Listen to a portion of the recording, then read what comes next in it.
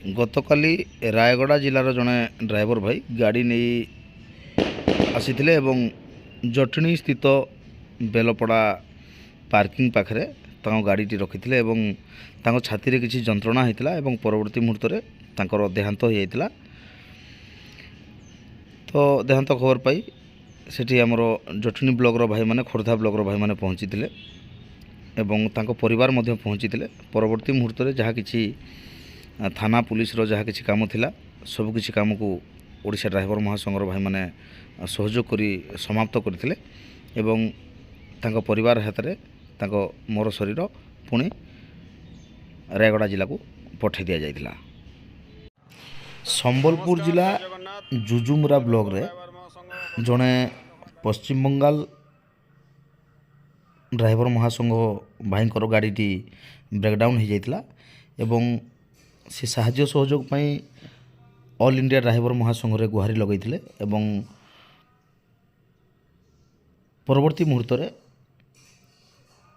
Jujumura block रो भाई माने पहुँची से भाई को साहाय्य सहयोग करथिले एवं तांको गाड़ी रे जहाँ किसी भी समस्या थिला तार समाधान करथिले एवं निहाती भाव में ओडिशा ड्राइवर महासंघ एवं बेंगल ड्राइवर महासंघ मध्य एक भाईचारार साहाय्य सहयोग देखा मिलता।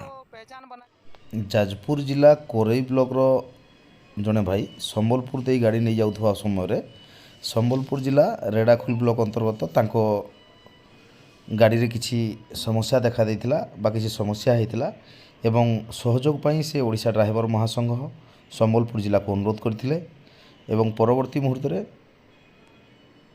रेडाखोल ब्लॉक रो भाई माने पहुँची भाईंकर जहाँ मध्य असुविधा होता तांको सहयोग करथिले एवं तांको गाड़ीटी को मध्य स्टार्ट कर देइथिले। परवर्ती मुहूर्त रे भाई निज गंतव्य स्थल को बाहरी थिले। बालेश्वर जिला सदर ब्लॉक रो ओडंगी पंचायत रे एक पालपाणी बैठक अनुष्ठित होईची। एही बैठक रे ब्लॉक सभापति दिलीप बारिक भाई उपस्थित रही सभा परिचालना करथिले।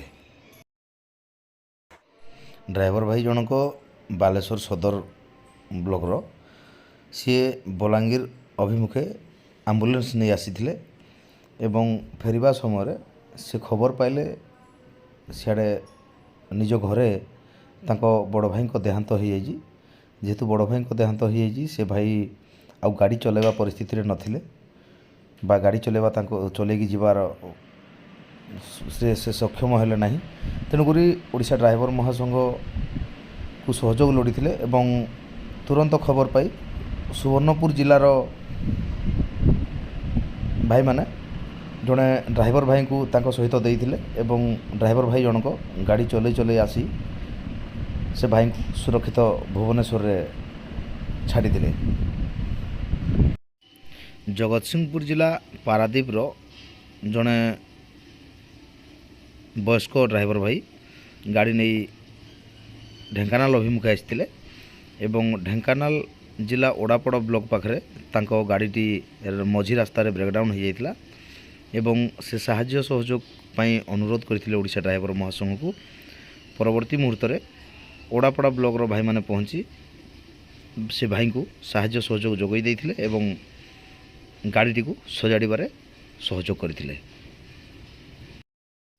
जाजपुर जिला बिंझारपुर ब्लॉक रो सभापति गाड़ी नहीं कटक अभिमुखे आसते एवं से फेरिबा समय मझे डायनामाटी फेल हो जाता एवं हुए तो से पिन पकेबा पूर्वर आम ओडिशा ड्राइवर महासंघ कटक सहर भाई माने तांको वर्दी रे तांको देखी निहाती चिन्ही जाइथिले एवं भाई को पचारियारू समस्या विषय बुझीथिले एवं परवर्ती मुहूर्त रे कटक सहर भाई माने एवं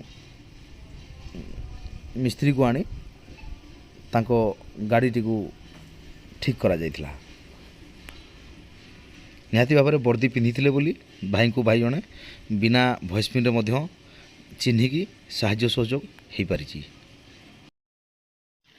बरगड़ जिला बरपाली ब्लॉक कुम्हारी ग्राम पंचायत रो मनबोध भाई को देहांत परे तांको एकादशाह रे बरपाली ब्लॉक रो ड्राइवर भाई माने योगदान करथिले ଏବଂ ବ୍ଲକ ତରଫରୁ ସମସ୍ତ ଭାଇମାନଙ୍କ ପାଖରୁ କଲେକ୍ସନ୍ ହୋଇଥିବା କିଛି ମାତ୍ରାରେ ଅର୍ଥରାଶି ମଧ୍ୟ ତାଙ୍କ ପରିବାରକୁ ସହାୟତା ଦିଆଯାଇଥିଲା। ମଧ୍ୟପ୍ରଦେଶ ରାଜ୍ୟର ଜଣେ ଭାଇ ଗାଡ଼ି ନେଇ କଟକ ଜିଲ୍ଲା ଆଠଗଡ଼ ସ୍ଥିତ ଟାଟା ପାୱାର ପ୍ଲାଣ୍ଟକୁ ଆସିଥିଲେ ଏବଂ ଦୀର୍ଘ 8 ଦିନ ହେବ ତାଙ୍କ ଗାଡ଼ିଟି ସେ ପାୱାର ପ୍ଲାଣ୍ଟ ଭିତରେ ହିଁ ରଖାଯାଇଥିଲା ଏବଂ ତାଙ୍କୁ ବାହାରକୁ ଆସିବାକୁ ଦିଆଯାଉନଥିଲା। କାରଣ ଥିଲା ସେ ଆଣିଥିବା ମାଲର 4 ଭାଗରେ କିଛି ଭଲ ମାଲ ଥିଲା ଏବଂ ଭିତରେ କିଛି ଖରାପ ମାଲ ଥିଲା, ଯାହାଦ୍ୱାରା ଡ୍ରାଇଭର ଭାଇଙ୍କୁ ଏବଂ ଗାଡ଼ିକୁ ଅଟକ ରଖାଯାଇଥିଲା। ଗତକାଲି ମଧ୍ୟପ୍ରଦେଶରୁ ଖବର ଆସିଥିଲା ଏବଂ ସେ ଖବର ଅନୁସାରେ କଟକ ଜିଲ୍ଲା ଆଠଗଡ଼ର ଭାଇମାନେ ପହଞ୍ଚିଥିଲେ ସେ ପ୍ଲାଣ୍ଟକୁ।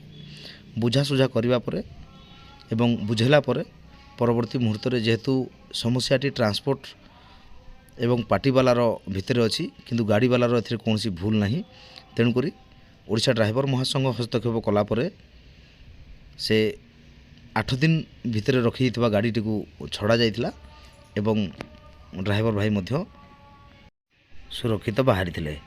ଯାଜପୁର ଜିଲ୍ଲା ବଡ଼ଚଣା ବ୍ଲକର ଜଣେ ଭାଇ ଗାଡ଼ି ନେଇ ଯାଉଥିବା ସମୟରେ ଢେଙ୍କାନାଳ ଜିଲ୍ଲା ପରଜଙ୍ଗ ବ୍ଲକ ଆଖୁଆପଦା ପାଖରେ ତାଙ୍କ ଗାଡ଼ିଟି କୌଣସି କାରଣରୁ ଷ୍ଟାର୍ଟ ବନ୍ଦ ହୋଇଯାଇଥିଲା ଏବଂ ଷ୍ଟାର୍ଟ ହେଉନଥିଲା।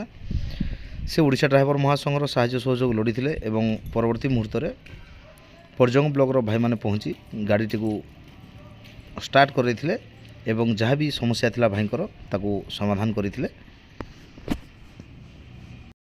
ଡ୍ରାଇଭର ମହାସଂଘର ପ୍ରତିଦିନର ଟେକ୍ନିକ୍ ଖବର ପାଇବା ପାଇଁ ମହାସଂଘ ଅପଡ଼େଟ୍ ଚ୍ୟାନେଲକୁ ସବସ୍କ୍ରାଇବ୍ କରିବା ପାଇଁ ଅନୁରୋଧ।